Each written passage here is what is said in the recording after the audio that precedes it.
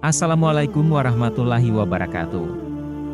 Apa kabar sahabat Islampedia? Semoga kita selalu diberikan kesehatan dan keselamatan dimanapun kita berada.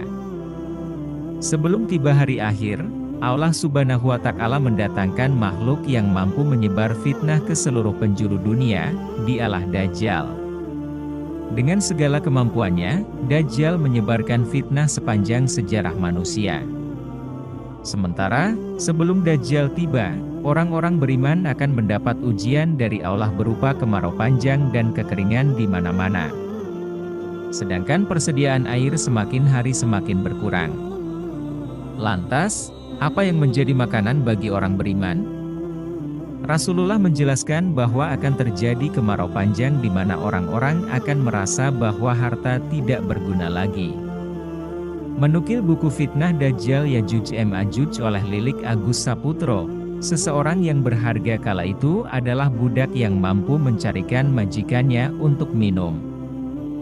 Sementara, tidak ada makanan yang berharga. Manusia ketika itu merasa lapar, namun tidak ada apapun untuk dimakan. Tumbuhan pun tidak menghasilkan buah. Dalam riwayat Asma binti Yazid al-Ansyariyah, dia berkata, "Saat itu Nabi Shallallahu Alaihi Wasallam sedang berada di rumahku. Beliau menyebut-nyebut tentang Dajjal. Kemudian beliau menuturkan, yang artinya, menjelang kemunculannya Dajjal, selama 3 tahun terjadi peristiwa besar. Pada tahun pertama, langit tidak menurunkan sepertiga airnya dan bumi menahan tumbuhnya sepertiga tumbuhannya. Di tahun kedua menjelang peristiwa tersebut, langit menahan 2/3 airnya dan bumi menahan 2/3 tumbuhannya. Pada tahun ketiga, langit menahan seluruh airnya dan bumi menahan pertumbuhan seluruh tanamannya. Kondisi tersebut membuat hewan ternak yang ada di bumi mati." Betapa besarnya malapetaka yang dialami manusia kala itu, sampai-sampai ketika Dajjal menemui seseorang, dia berkata, "Seandainya aku hidupkan untamu, apakah kamu mengakui bahwa aku Tuhanmu?" Orang itu menjawab, "Ya." Maka, setan-setan menjelma menjadi mirip untanya dalam keadaan sehat walafiat, gemuk, dan penuh susunya. Dajjal juga mendatangi seseorang yang ditinggal mati oleh saudara dan ayahnya, lalu berkata kepadanya, "Seandainya aku hidupkan ayahmu dan saudaramu itu, apakah kamu mengakui bahwa aku ini Tuhanmu?" Orang itu menjawab, "Ya." Maka, setan-setan menjelma menyerupai ayah dan saudaranya. Hadis riwayat Ahmad. Dalam hadits yang sama, Rasulullah Shallallahu Alaihi Wasallam kemudian ditanya oleh Asma binti Zaid al-Ansyariyah mengenai makanan orang mukmin ketika menjelang Dajjal muncul. Rasulullah bersabda bahwa makanan orang mukmin saat itu adalah tasbih dan takdis. Kemudian Rasulullah Shallallahu Alaihi Wasallam keluar untuk suatu keperluan, ketika kembali orang-orang masih termangu dan sedih dengan apa yang baru saja beliau ceritakan kepada mereka. Asma berkata, kemudian beliau meraih 2 daun pintu seraya bersabda, "Wahai Asma, bagaimana kabarmu?" Asma berkata, aku lalu menjawab, "Wahai Rasulullah, engkau telah membuat hati kami copot karena cerita Dajjal." Beliau lalu bersabda, "Jika Dajjal keluar dan aku masih bersama kalian maka aku yang akan melawannya, jika tidak maka Rabbkulah yang akan menggantikan aku untuk menjaga setiap mukmin."